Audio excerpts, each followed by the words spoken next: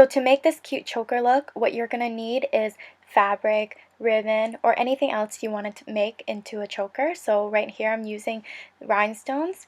So I actually got mine at Lensmills, but I think you can also get a bunch of these at Walmart, or you can find them at the fabric store as well. So you also need scissors, and we're also going to be needing Velcro. We're also going to be using clasp closures, and we're going to need ring clasp, and these are jump rings. We're also going to need pliers, a lighter, glue gun, and glue sticks. So for our first choker look, we're going to be using this velvet ribbon. So you want to measure it around your neck. So with the fabric, this is my measurement for it. At this edge right here is how long it is around my neck. And then I'm going to be putting Velcro on each end.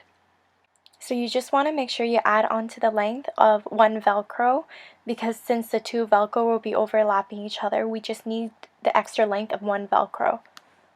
So after measuring everything, you just want to cut it from there after you calculated the length of one Velcro, as well as the length of your neck. So synthetic and natural fabric ribbons tend to fray and separate at the edges. So to get rid of that, we apply heat at the edges. You also want to do the same thing on the other end of the ribbon. So you want to take the Velcro and measure it against the choker like this to see how long the Velcro has to be to fit onto the choker. After measuring, you just want to cut it to the exact length. So this is where the glue gun comes in. You just want to put the glue onto the back of the Velcro, the part that's not sticky.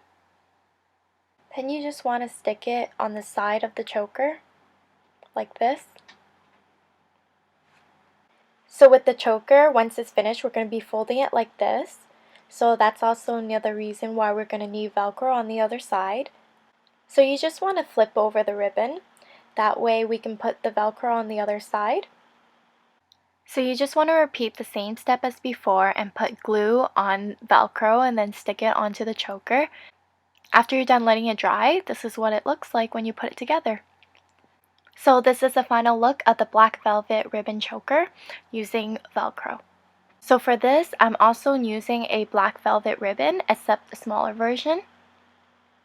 So you're going to do the same thing as before and wrap it around your neck.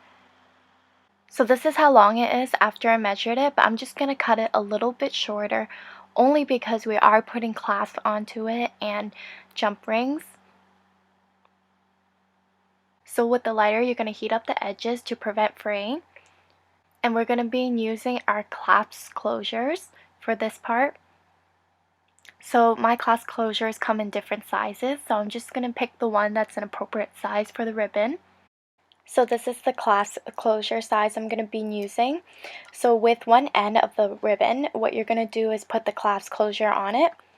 You also want to repeat the same step on the other end of the ribbon. So you want to put a lighter on it, and then you want to put the clasp closure on the ends. So this is what it looks like when the two clasp closures are there. So for one of the clasp closures, you want to put in the jump ring. So for this look, we're going to be using the chain. The chain allows you to adjust the size of how tight you want the choker.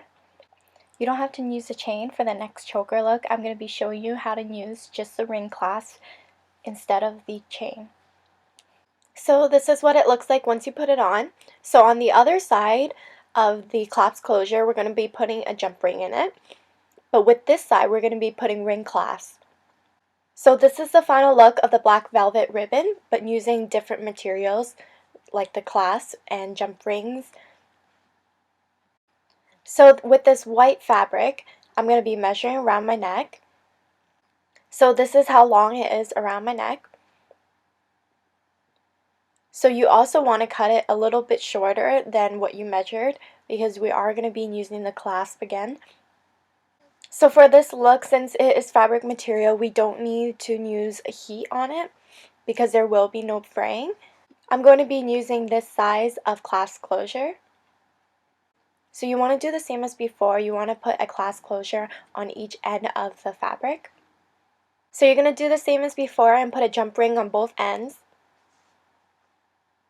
So with this side of the jump ring, we're just going to close it after we put it in. So with this one, you want to attach the ring clasp to it. This is what the choker looks like once you put it together.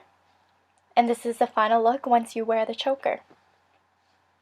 So with the rhinestones, I found that my clasp fits perfectly around 3 rhinestone rows. So that's what I'm going to be cutting, these 3 right here. So after I measured it around my neck, I cut it into 3 rhinestone rows.